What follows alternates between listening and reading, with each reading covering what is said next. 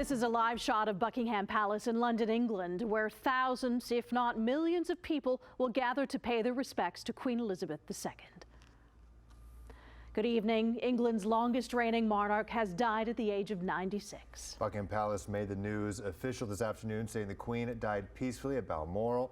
The new King and Queen consort will remain there this evening before returning to London tomorrow. Now, the new King, the Queen's eldest son Charles, released a statement today saying, quote, "The death of my beloved mother, Her Majesty the Queen, is a moment of the greatest sadness for me and all members of my family.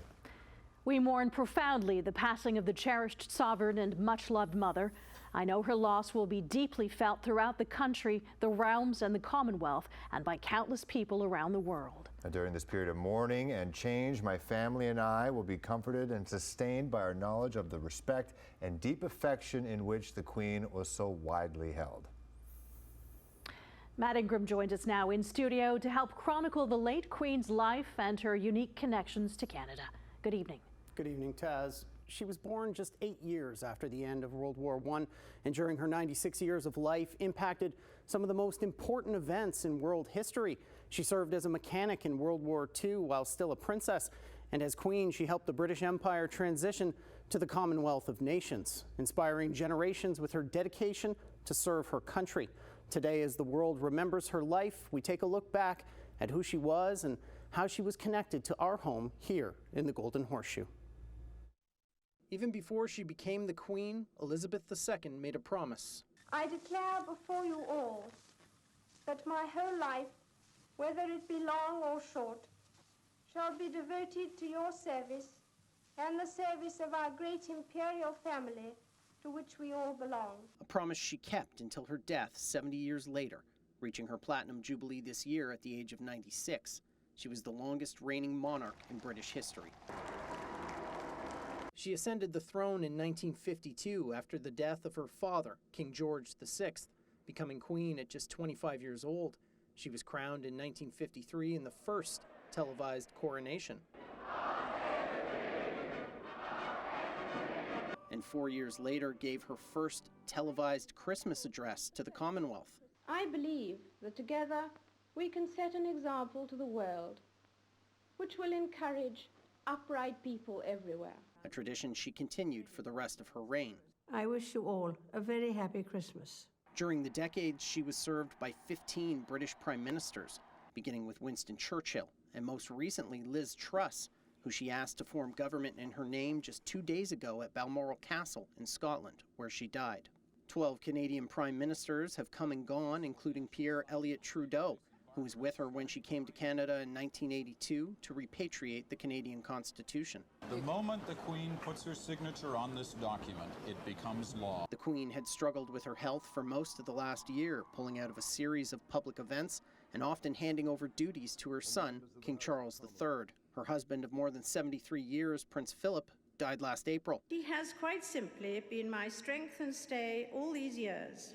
In one of her last official duties, Her Majesty sent a message of condolence to Canadians yesterday for the horrific stabbing rampage in Saskatchewan, writing, "I mourn with all Canadians at this tragic time."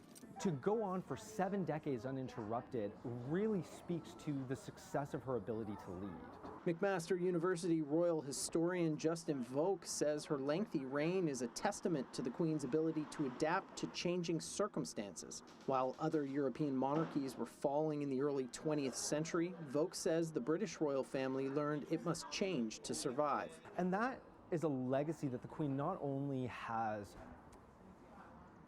latched onto, but also has furthered throughout her 70 years. Volk says the Queen worked to modernize the monarchy and connect with people, and that is part of her legacy. I think that's part of her success and the longevity of her reign, because she is this incredible connective person that links Hamilton, Niagara, to Vancouver, to Newfoundland, to Australia and New Zealand. That connectivity is exemplified through her special interest in the Commonwealth, the group of former British colonies, including Canada, that evolved out of the British Empire. The Commonwealth has been such a fundamental part of her leadership and her what she believes is her call to promote solidarity, inclusivity, and unity among these states.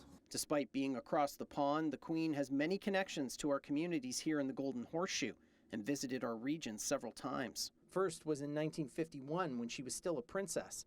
Thousands gathered at Hamilton Civic Stadium, where Tim Hortons Field sits today, to greet her and her husband, Prince Philip. Here she is taking a photo with then Hamilton Mayor Lloyd Jackson. Now Her Majesty Queen Elizabeth II. She was back at Civic Stadium in 1959 as Queen, again greeted by thousands of people eager to get a look. She inspected Hamilton's Argyll and Sutherland military regiment, of which she has been Colonel-in-Chief since 1951, contending with a stiff breeze that forced the Queen to hold down her dress. But the Queen, in her gracious manner, of course, is ready for any and every occasion, as you can see. She then presented the regiment with their new colors, the flags that symbolize the regiment's history.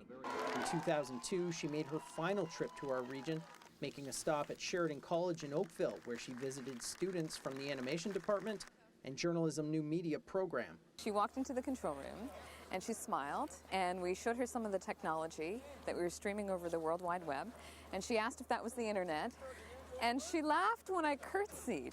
Next, she went to Copps Coliseum, now called First Ontario Centre, where 17,000 people waited 3 hours to see her. She once again presented the Argylls with new colors, then unveiled a new granite stone memorial marking the Argylls' 100th anniversary. That stone now sits in a pavilion at Bayfront Park. Remembering particularly those who gave their lives during 2 world wars.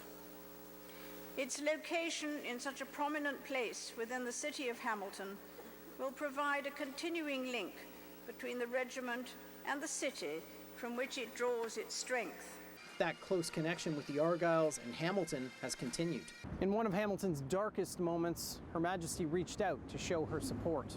After Corporal Nathan Cirillo was gunned down guarding the National War Memorial in Ottawa, the Queen invited former Argyll Honorary Colonel Ron Foxcroft, along with Lieutenant Colonel Lawrence Hatfield and Honorary Lieutenant Colonel Rick Kennedy, to come to Buckingham Palace so she could express her condolences personally. We had an audience with Queen Elizabeth, which was very, very emotional. What really got to my heart during this conversation, obviously she expressed condolences on the passing of Corporal Cirillo, but she said, you know, the best trained reservists in the world are Canadians. Before the Ticats' first preseason game this year, the Argylls, along with Hamilton sporting greats like Cecilia Carter-Smith, participated in the passing of the Queen's baton, which traveled to 70 countries before arriving in Hamilton as its final stop. It was then returned to the Queen for ceremonial use in the Birmingham Commonwealth Games. Hamilton hosted the very first Commonwealth Games back in 1930, where this stadium now stands. Glenn Gibson is the current honorary colonel of the Argylls. You know, I think there's people that maybe do not see the affinity to the Commonwealth that used to be there.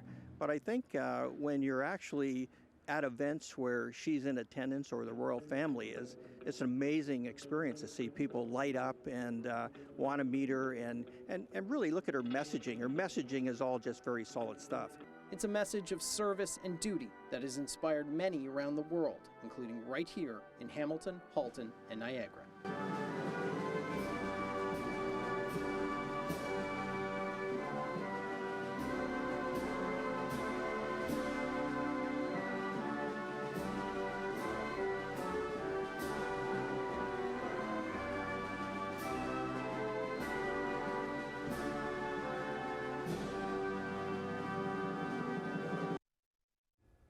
Her son Charles has now become King Charles III and will lead the Commonwealth in mourning as the new head of state. All of the Queen's children traveled to Balmoral to be with her after doctors placed her under medical supervision, along with her grandson Prince William, who is now the new heir to the throne.